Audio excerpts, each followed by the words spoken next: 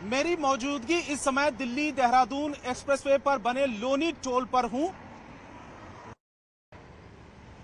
मैं इस समय दिल्ली देहरादून एक्सप्रेसवे पर बने लोनी मैं इस समय दिल्ली देहरादून के लोनी टोल प्लाजा पर हूं और ये लोनी टोल प्लाजा है। दिल्ली देहरादून का ये पहला टोल प्लाजा है। अगर आप दिल्ली के अक्षरधाम से जो इस एक्सप्रेसवे की शुरुआत होती है वहां से चलते हैं देहरादून की तरफ, तो ये सबसे पहला टोल प्लाजा पड़ता है और यहां से लगभग अक्षरधाम की दूरी जहां से एक्सप्रेसवे की शुरुआत होती है वो 16 किलोमीटर है। तो जब इस टोल प्लाजा को क्रॉस करते हैं उसके बाद फिर आगे देहरादून की तरफ बढ़ते हैं, यानी कि 231 किलोमीटर का जो पूरा का पूरा स्ट्रेच है। इसको सजाया गया है क्योंकि आज उद्घाटन का दिन है। प्रधानमंत्री देहरादून में इस उद्घाटन कार्यक्रम में शामिल हो रहे हैं, उसकी वजह से ये सजावट की गई है। ये जो टोल प्लाजा है वो ऑपरेशनल है। अभी गाड़ियों की आवाजाही पूरी तरीके से हो रही है, यानी कि गाड़ियां आ सकती हैं, जा सकती हैं, किसी भी तरीके की कोई रुकावट नहीं है।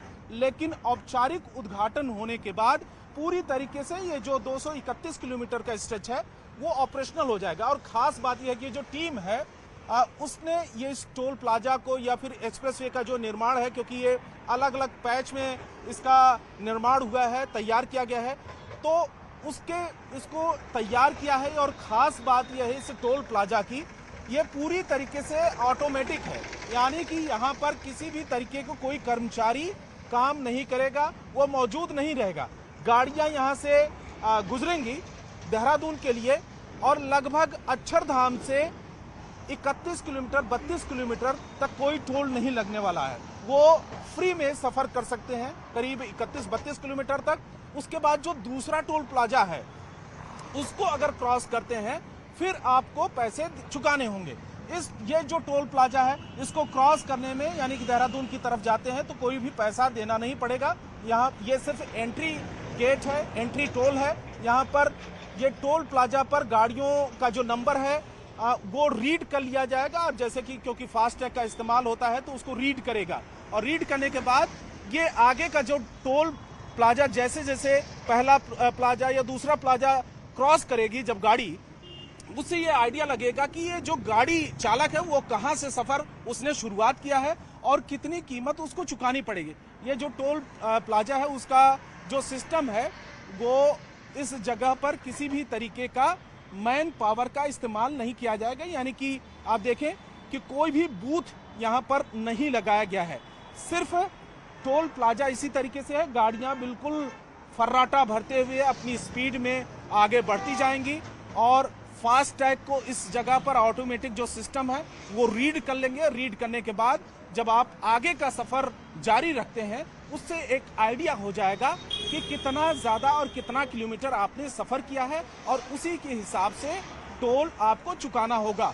जल्द ही टोल को लेकर NHAI की तरफ से, रोड ट्रांसपोर्ट मिनिस्ट्री की तरफ से एक तय किया जाएगा कि कितने किलोमीटर की दूरी पर कितना टोल आपको चुकाना होगा।